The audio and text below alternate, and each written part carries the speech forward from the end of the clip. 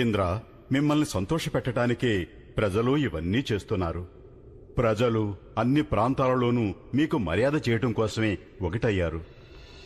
అది వాళ్ల బాధ్యత. వాళ్ల జీవితం నా మీద ఆధారపడి ఉంది. వర్షాల్ని కురిపించి వాళ్ల పంటల్ని బాగా పండేలా చేసేది నేనని వాళ్లకు తెలియాలి. సంవర్తక, నన్ను పూజించే వారందరికీ వర్షాన్ని ప్రసాదించు.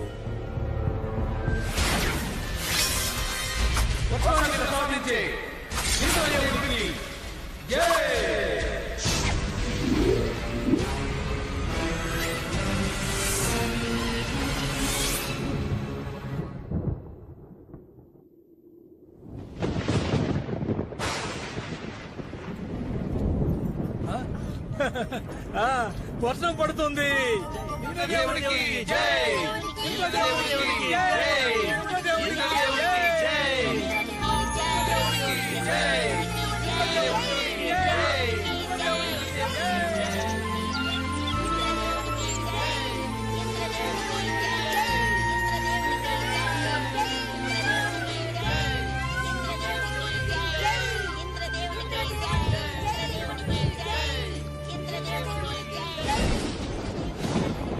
అందరూ మిమ్మల్ని ఎలా పొగుడుతున్నారో వింటున్నారా ప్రభు? మీరే అందరికన్నా శక్తివంతులు. నేను ఇంద్రుణ్ణి, స్వర్గానికే రాజుని.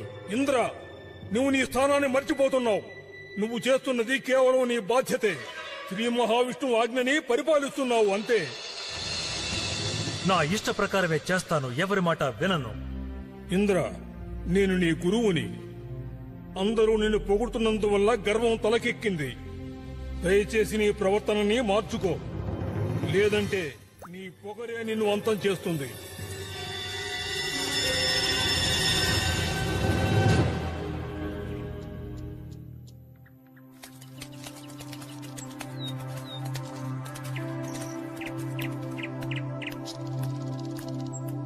నాన్నగారు, ఇంద్రదేవుడి కోసం ఎందుకు ఈ పండుగ జరపాలి?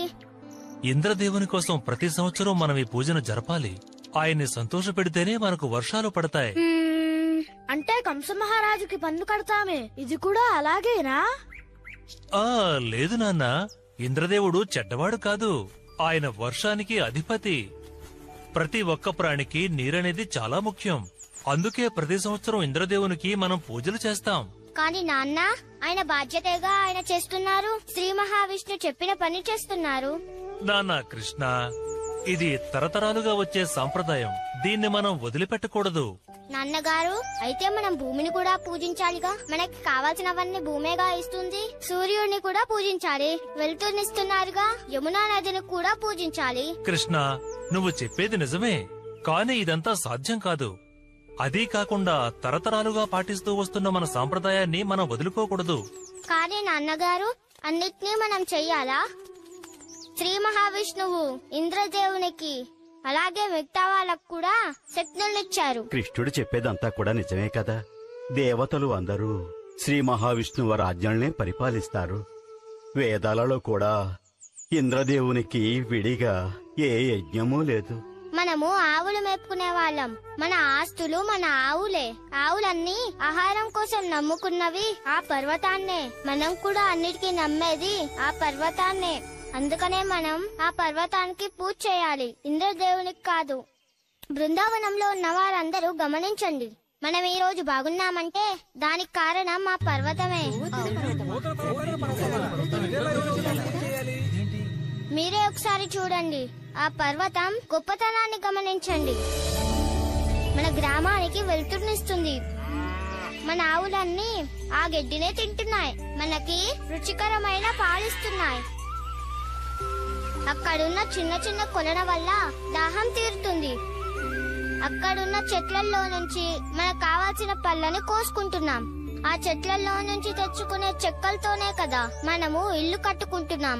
మనం నమ్ముకునేది ఇంద్ర భగవానుణ్ణి కాదు, మనం నమ్ముకున్నది అదిగో ఆ పర్వతాన్నే.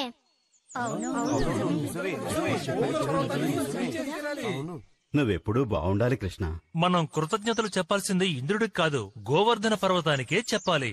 అందుకని ప్రజలారా, మీరు నైవేద్య పదార్థాలను తీసుకొచ్చి గోవర్ధన పర్వతానికి పూజలు చేయండి. ఈ సంవత్సరం మనం గోవర్ధన పర్వతానికి పూజలు చేద్దాం.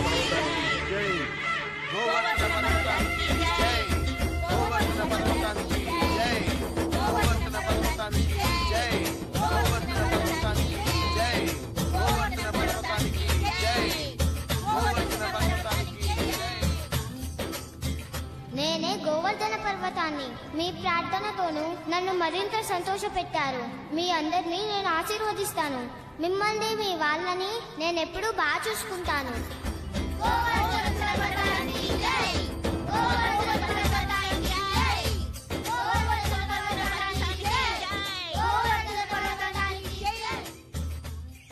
ఈ పండగ చూడ్డానికి బాగుంది కదా. గోవర్ధన పర్వతానికి సంతోషంగా ఉంటుంది కదా.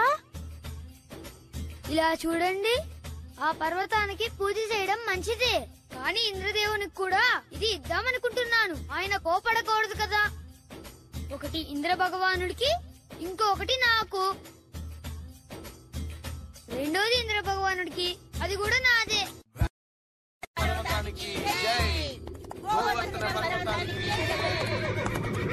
అటు చూడండి, బృందావనంలో ఉన్న వాళ్ళందరూ గోవర్ధన పర్వతానికి పూజలు చేస్తున్నారు. నేనిది నమ్మలేకపోతున్నాను. వాళ్ళకి ఎంత ధైర్యం! వెంటనే దీని గురించి ఇంద్రదేవునికి తెలియజేయాలి.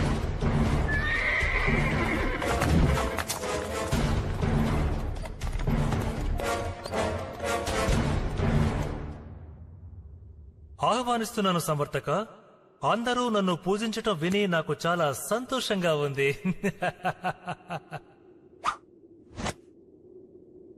మీరు నన్ను క్షమించాలి ప్రభు, కానీ నేనొక బాధాకరమైన వార్తను తెచ్చాను. ఏంటంత బాధాకరం? ఇంకో గ్రామానికి ఏదైనా ఎక్కువ వర్షాన్ని ప్రసాదించావా? నేనేం కోపగించుకోనులే. ఈ విషయాన్ని వింటే మీకు కోపం వస్తుందని నాకు అనిపిస్తోంది. ఓ ప్రభు, బృందావన గ్రామానికి చెందినవారు మిమ్మల్ని పూజించకుండా గోవర్ధన పర్వతాన్ని పూజిస్తున్నారు. ఏంటి, గోవర్ధన పర్వతాన్న? నన్ను పూజించటం మానేసి ఆ గోవర్ధన పర్వతాన్ని పూజిస్తున్నారా? వాళ్ళెందుకు ఈ విధంగా మారారు సంవర్తక? వాళ్ళకు కావలసిన వర్షాన్ని మనం కురిపిస్తున్నాం కదా. అక్కడ ఒక చిన్న పిల్లాడు ఏదో చెప్పేటప్పటికీ వాళ్ళు నమ్మారట. ఈ సమయంలో వేళాకోళలాడొద్దు. నన్ను క్షమించండి ప్రభు, కానీ నేను చెబుతున్నది నిజం. నందుని కొడుకు కృష్ణుడు అతని రహస్యమైన శక్తులను ఉపయోగించి బృందావనంలో ఉన్నవారి అందరి మనసులో మార్చాడట. అంటే వాళ్ళొక చిన్నపిల్లవాడి మాట విని ఈ ఇంద్రుణ్ణి ఎదిరించాలనుకుంటున్నారా? వీళ్ళందరికీ మతి చెల్లించింది. ఇప్పుడు వాళ్ళు నా ఆగ్రహాన్ని చూడబోతున్నారు. సంవర్తక, చెప్పండి ప్రభు. తక్షణమే బృందావనానికి బయలుదేరు. ఆ పండుగను ఎలాగైనా అడ్డుకో. బృందావనంలో ఉన్న ఒక్కొక్కరికి ఎలాంటి సంతోషం లేకుండా చెయ్యి.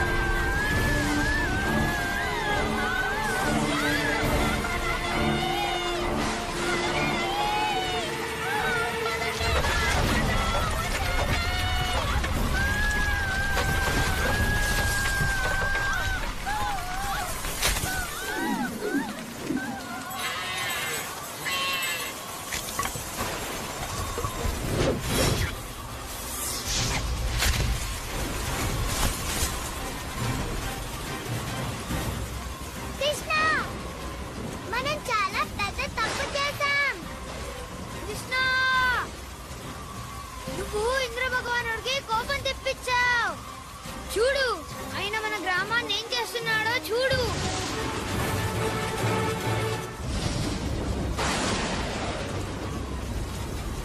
నంద మహారాజా, ఇంద్రదేవుడు కోపంగా ఉన్నాడు. ఇక మనం తప్పించుకోలేము.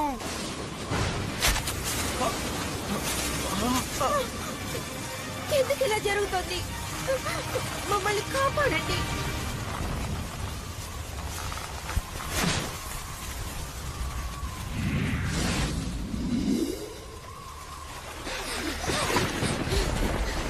మమ్మల్ని కాపాడు.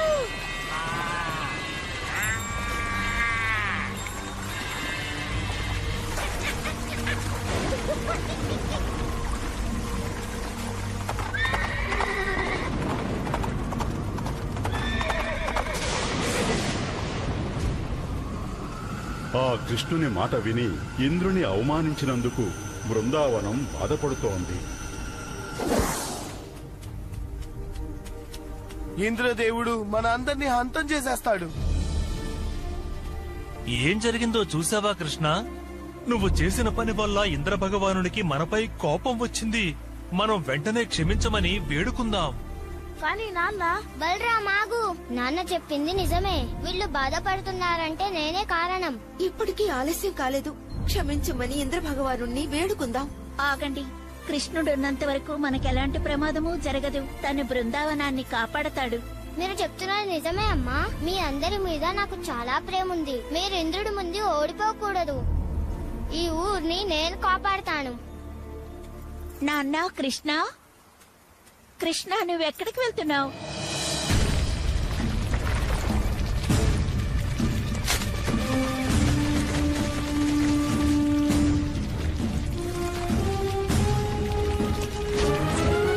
అసలేం జరుగుతుంది ఇక్కడ? ఎవరైనా వెళ్ళండి, కాపాడండి, కృష్ణుడికి సాయం చేయండి.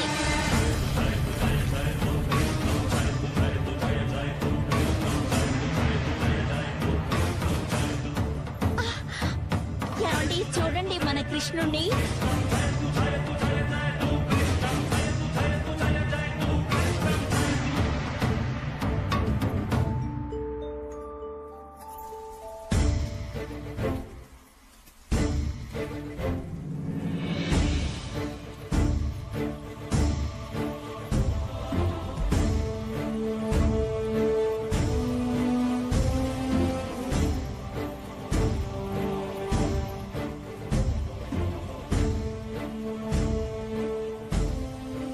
అందరూ త్వరగా రండి. రండి, మీ కట్టెల సాయంతో దీని పైకెత్తండి. కృష్ణుడు ఈ పనిని ఒంటరిగా చేయలేడు. కృతజ్ఞతలు మధు.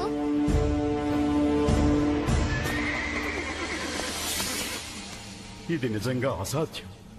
ఆయన చెప్పినట్టుగా నేనొక గ్రామాన్ని నాశనం చేయలేకపోతే ఆయన మమ్మల్ని ఊరికే వదిలిపెట్టాడు. మీరెవ్వరూ ఆగొద్దు వీరులారా. ఈ బృందావన గ్రామం పూర్తిగా అంతమయ్యేంత వరకు ఈ తుఫాను ఆగకూడదు.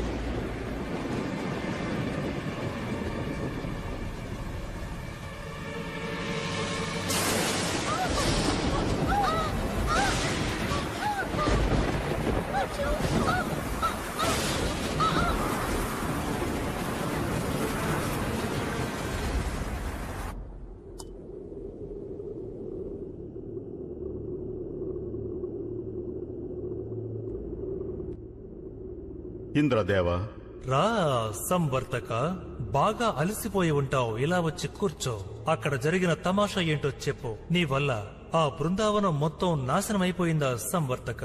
ప్రభు, గత 6 రోజులుగా 6 రాత్రులుగా వర్షం ఆగకుండా కురిపిస్తూనే ఉన్నాం. భయంకరమైన ఉరుముల మెరుపులతో వర్షం కురుస్తూనే ఉంది. ఈ వర్షాన్నింతవరకు ఏ మనిషి చూసి ఉండడు. మంచిది, చాలా మంచిది. నువ్వు చేసిన విధ్వంసానికి అందరూ భయపడిపోయి ఉంటారు. నాకు ఆ మాటే చెప్పాలని ఆశగా ఉంది ప్రభు. కానీ మీకు నిజం చెప్తున్నాను, మన తుఫాను వల్ల ఏ ప్రయోజనమూ లేదు. కృష్ణుని ఏమీ చేయలేకపోయాము. నా అనుచరులైన మీరు ఆ కృష్ణుని ఏమీ చేయలేకపోయారా? అతను గోవర్ధన పర్వతాన్ని తన చేతితో పైకెత్తి ఆ బృందావనానికి చెందిన వారందర్నీ కాపాడుతున్నాడు, వాళ్ళ జంతువుల్ని కూడా. 6 రోజులుగా నువ్వు వర్షాన్ని కురిపిస్తూ ఉండటం వల్ల నీ చూపు మందగించిందేమోనే నాకెందుకు అనిపిస్తూ ఉంది. మీరెళ్ళి నా ఐరావతాన్ని తీసుకుని రండి. నేనే స్వయంగా బృందావనానికి వెళ్లి ఈ అద్భుతాన్ని చూడాలి.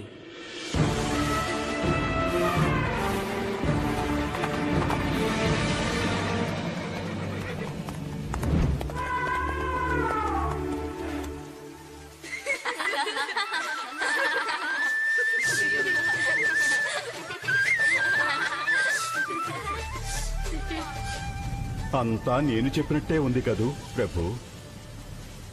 ఈ కృష్ణుడు తననే తను ఒక దేవుడనుకున్నట్టయితే ఈ ఇంద్రుడి ముందు ఆ శక్తులేమీ పనికిరావని తను తెలుసుకుంటాడు.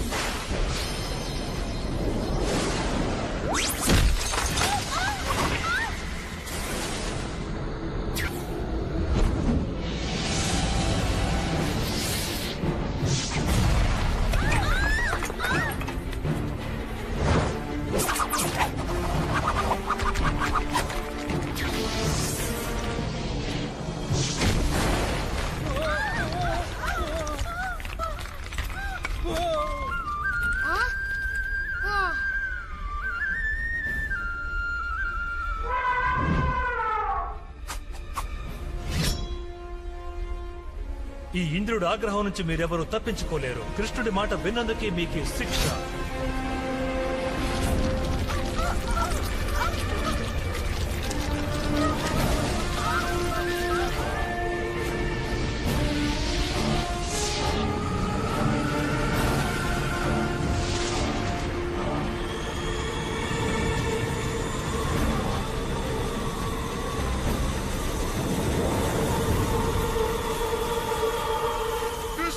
కృష్ణ, మమ్మల్ని కాపాడు.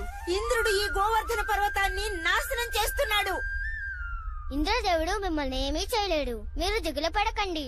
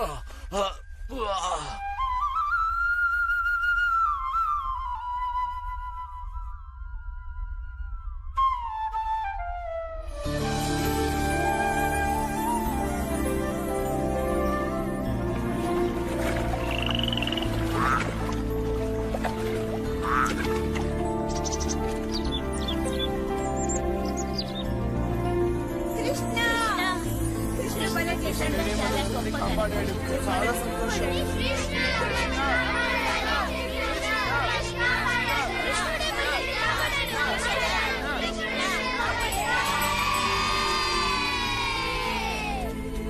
తుఫాన్ అంతా వెళ్ళిపోయింది, మీరు కూడా వెళ్ళి సంతోషంగా ఉండండి.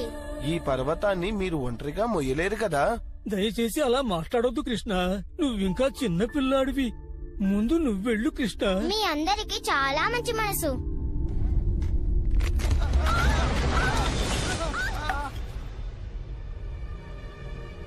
ముందు మీరు నన్నే వెళ్ళమంటారా?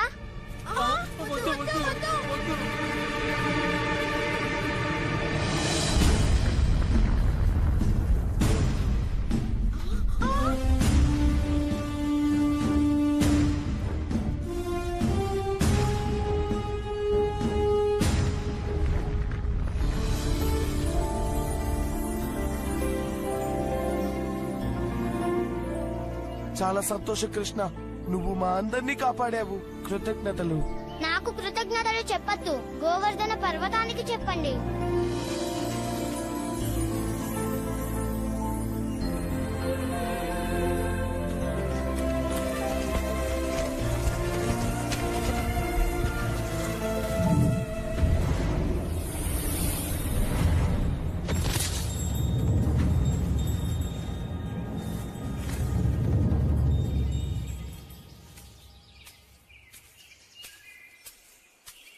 ఇంద్రదేవా, మీకు నా మీద ప్రేమ ఎక్కువైనట్టుంది.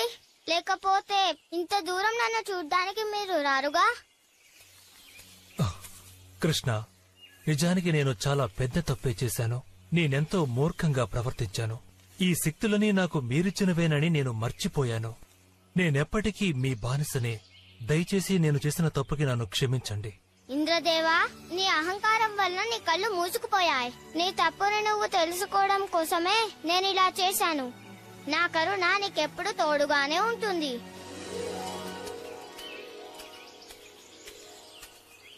ఎంతో గొప్ప శక్తి ఉన్న పిల్లాడు మనందరితో కలిసి ఉంటున్నాడు, అది కూడా బృందావనంలో. నేనదృష్టవంతురాలిని. కృష్ణుడు నా కొడుకు. కృష్ణుడంటే నాకు ప్రాణం. కృష్ణుడికి జై! కృష్ణుడికి జై!